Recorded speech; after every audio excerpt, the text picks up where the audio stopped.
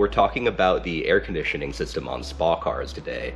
Specifically, if you've got a P5, S60 V60, XC60 S90, V90, XC90, and you haven't put one of these little guys on your car yet, you're going to want to check in with your dealer to make sure it's been done, or buy it from us and do it yourself to save yourself thousands of dollars. We're gonna go back a little bit to your high school science class here and talk about how air conditioning systems work.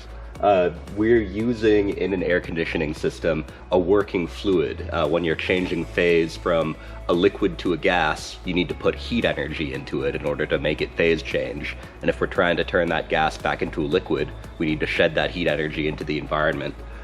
That evaporation happens here. The evaporator inside the cabin of your car sucks out all the heat, moves it over to the condenser near the radiator in your car, and then sheds that heat out into the environment.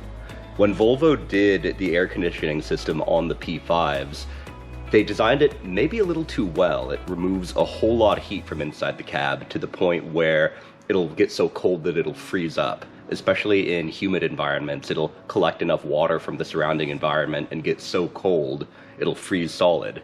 You freeze solid enough times and you start to crack things. The evaporators on these cars aren't very expensive by themselves, but they're so buried in the car that you need to pull the entire interior apart to service it.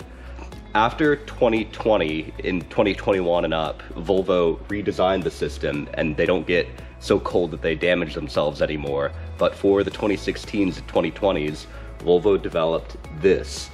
It's a little patch cable that plugs into the temperature sensor on the evaporator. Makes the sensor a little more sensitive so the system doesn't cycle as long and therefore it doesn't freeze up. We've already got this part listed. You can find it on ipdusa.com. On the product page, we show you the part number and we show you the technical service bulletin. You can call a dealer with your VIN and look up if that TJ has been done on your car or not. And if it hasn't been done, you can do it yourself in your driveway with a T25 in about 5 minutes. This little sensor lives in the evaporator on the inside of the transmission tunnel right here. We're going to be removing the kick panel under here. We've got 2 little T25s in there, and we'll drop this kick panel out.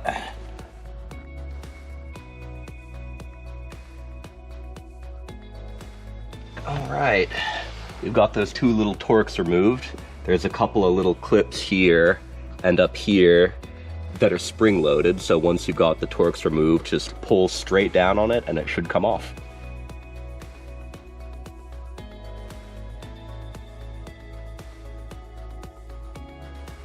And working on this plug up here. This is an inline patch cable. Once you've located the right plug, you'll just unplug it, put one end in here, and plug this into where the cable originally went.